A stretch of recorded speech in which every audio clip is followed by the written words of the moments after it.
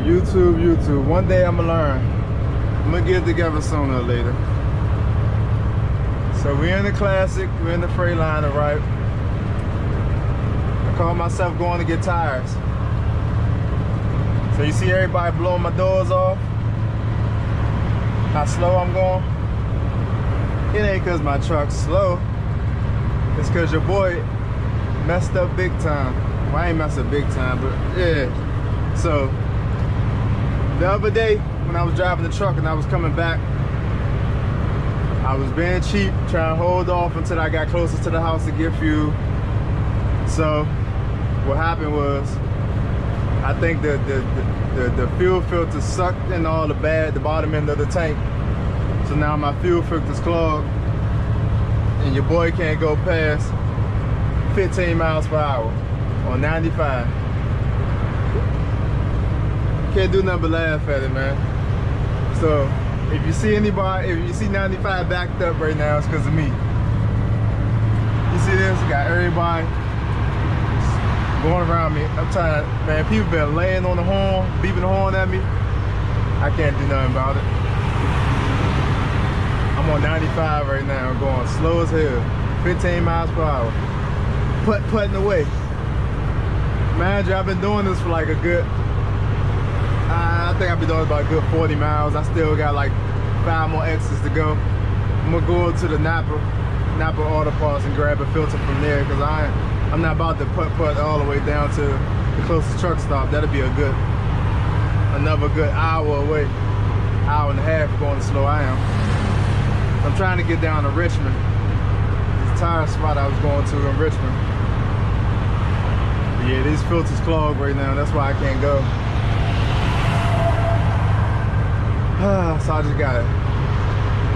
Like I said, I got 5 more exits to go if I can get to the Napa Auto Parts, and I just grab a filter from there and change it. And then go to the truck stop and get some fuel. And then I'll probably grab I'll grab a Caterpillar filter for later on. But I just put a filter on, one of them Napa filters on for right now. They do the same thing. I'm gonna learn one day, man. I'm gonna get it together. I know y'all probably like, this dude do not know what he's doing, man. It's all part of the learning process. I ain't ashamed of it. Pretty sure everybody that got the authority, whether they mention it or tell you about it or not, it's a whole nother story. I'm just putting it on camera. All everybody else who went through what I'm going through, they just ain't putting it on camera. It is what it is, man. I ain't embarrassed. It's the rain before the sunshine. That's how I go. Yeah, I just wanted to show y'all this, man. Rookie mistake. This is a rookie mistake. This ain't no shit you need to wait till you get the authority to know about. I know that you're not supposed to run your fuel lines down, your gas down. But when I was running around with the truck, it wasn't no truck stop close. I would have had to go all the way out my way. And I had a lot of stuff to do, so man, it is what it is. So yeah, Trucking with Leek coming to y'all from I-95. Going slow as hell.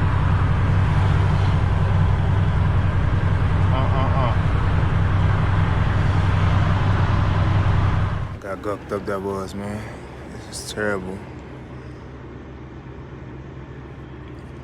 This shit look nasty. Definitely learned my lesson with that. Never let that happen again, boy. This could have been way more expensive. You know what I'm saying? Luckily I was able to find a parts store close. I ain't gonna let that happen again.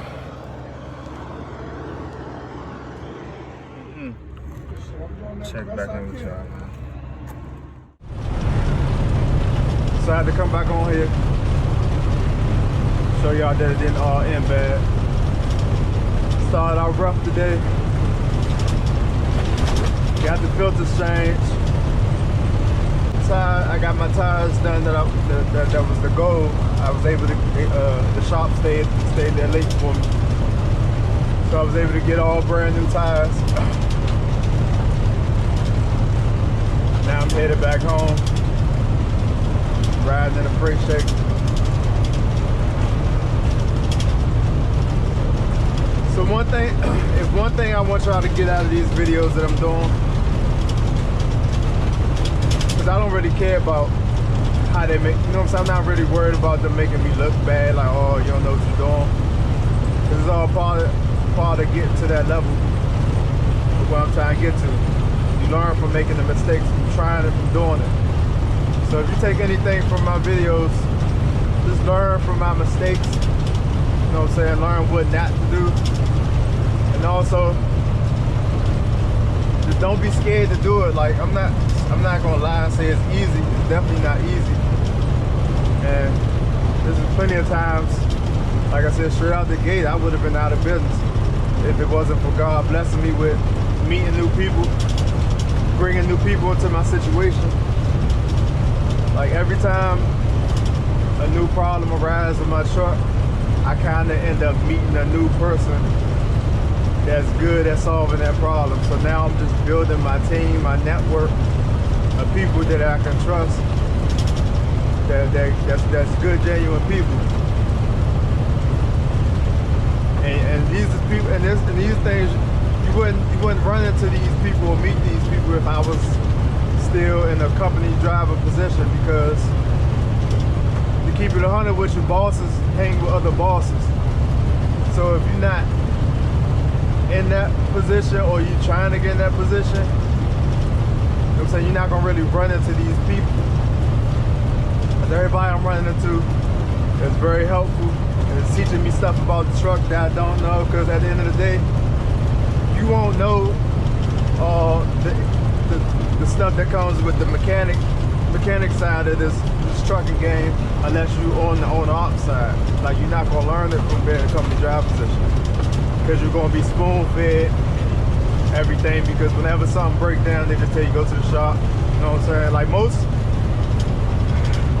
most company drivers don't even carry tools with them. Like, you know what I'm saying? That shows.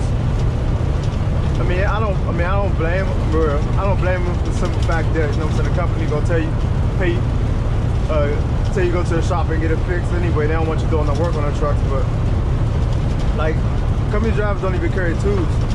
So that's what I'm saying. Like, it's a whole new ball game when you get out here with your own equipment. Like, I don't know if y'all saw.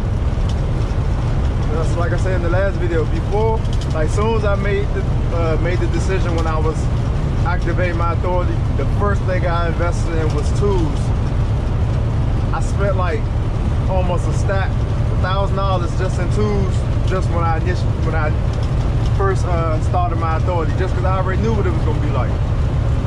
And I know I'm the type of person, I don't like to be paying nobody to do everything for me. I like to learn new skills, learn new things. And also, I know that that's the best way to stay in business, is if you could do as much as you can on your own. Because the biggest downfall to a small trucking company is having a large overhead, and when you go in them shops, getting taken advantage of. I mean, some situations you're not going to be able to do nothing about, but for the situations that you can avoid, do your best to avoid it. So whenever I get somebody to work on my truck, I try to minimize how many people just keep putting their hands on my truck. That's the next goal. But whenever I get somebody to work on my truck, I'm paying attention the whole time, so that the next time around I can do it myself. And one thing I can't stress enough is, excuse me, is when you get out here with your own authority, get your own truck or whatever, them old heads, you want to find, build a good rapport with an old timer that been out here, been driving for a while. Because the guy that was just welding on my, if you've seen the last video, the guy that was welding on my trailer, he been car hauling for about 13 years. He got a couple trucks and he got some drivers and stuff. He got his own business. Me and him been building a relationship this past couple days. And like he been really helping me out with a lot of stuff. Like I'd be I would really be behind the 8-ball if it wasn't for dude stepping in. And that's just another blessing from God. Like I said, every time I get in the jam, God brings a new person in my life that helps out with that situation. It's like real genuine people. They don't be trying to take advantage of me with the money. I still pay them just because, like they say they won't charge me, but I like to pay people when they do stuff for me just so they can know that I appreciate it for one, and for two, so that a person can never feel like I owe them something. At the end of the day, I paid you for a service. Whether you gave me a discount on it is another thing, but I still paid you for a service, you know what I'm saying? That's why I don't like to, even if somebody say, do it, unless I just really don't have it, then that's one thing. But even if my money tight and you know what I'm saying, I can give them the money, I still take the hit and pay them, even if they say, you know what I'm saying, they're not charging me, just because I just always want them to know that I appreciate, you know what I'm saying, taking the time out of the day, because time is money, man. And like dude that I'm talking about with the trucks and stuff, like he been helping me with my truck for about 2 days now, like with little stuff, like with the welding and getting some stuff together that I didn't even think of. Just because he been in the game for a while, he know what to look for and all that. And he's still gonna help me with even more stuff. So, you know what I'm saying, that's time out of his day he could be sitting at the house. Cause like I said, he got company drivers, so he don't be driving like that. He probably leave out like twice a month. So, cause he still drive, but he drive like barely. So he could be at the house chilling or doing something else. So it's just stuff like that, man. But you definitely wanna try to build your circle around with people that's knowledgeable, that's been out here for a while, that basically know more than you, and in a position where you're trying to get to. Don't be taking advice from a person that's not where you want to be. Look at what another person got, and if their ways of doing things align with what you're trying to do, try to build a relationship. I ain't say you gotta do everything like the way they do it, but you know what I'm saying, the majority of what they doing lines up with what you're trying to accomplish, to, you know what I'm saying, build a relationship with them. Yeah, that's about it, man. This was a rough day today, man. Rough day. Fuel filters had, man. The fuel filters had me all the way down to like 5 miles per hour. Like on the last mile to get to the Napa for the filter, I was down to like 5 miles per hour. Like people were so pissed behind me, it was crazy. I couldn't do nothing but laugh. There was nothing I could do about it. Shit, I wasn't about to sit on the side of the road waiting for no damn tow truck. That's for sure.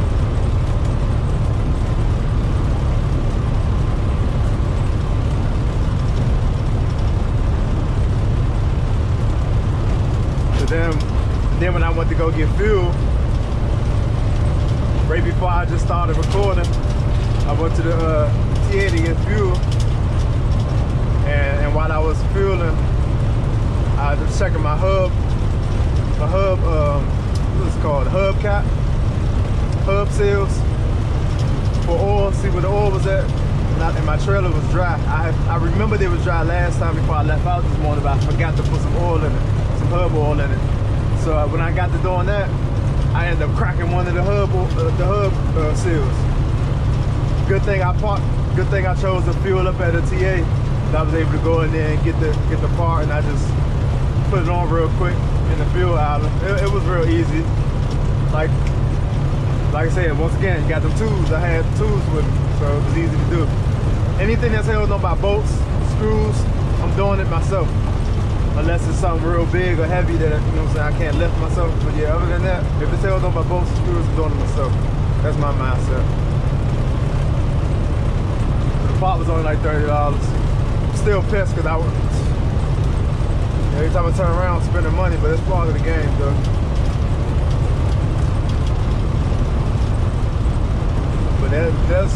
stuff like that, you should not, as an owner, you should not be going into no service bay to get no hub seals, hub seals put on. You shouldn't be going in there to get no filters changed. Like that, all that shit is easy. Like, I'm about to learn how to change the oil on my truck too. But the only thing about changing the oil is that you gotta have a way to dispose of all that oil that you change. And that's the only downside of changing the oil by yourself. You gotta find a way to dispose. But they ain't really hard. You can put it into some old gallons and stuff. But yeah, that's about it. But I'm about to get my man to teach me how to change the oil. So I'm changing the oil in my truck and doing the filters and all that. Try to keep up do the maintenance myself. Just keep it a minimum to, you know what I'm saying, not having so many people working on my truck.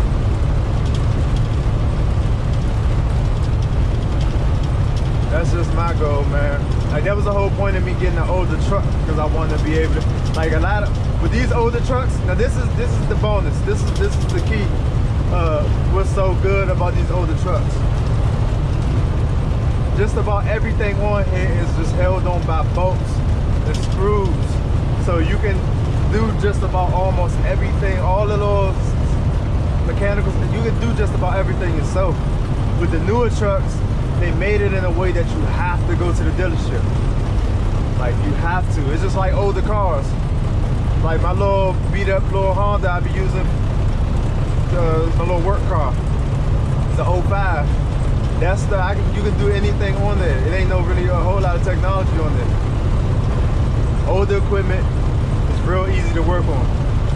The new equipment, they make special parts and special tools that you gotta basically go to a dealer, a certified dealer to fix it. But yeah, that's enough for this video, man. I just want to show y'all that I ain't, you know what I'm saying, I ain't out here stranded enough, that everything worked out.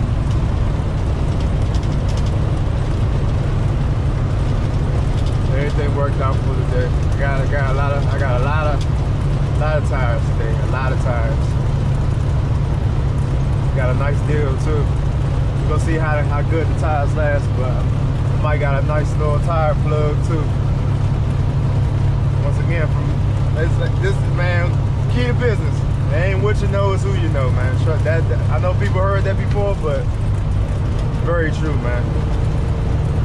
So man, yeah, until next time, man. I'll let y'all on next one.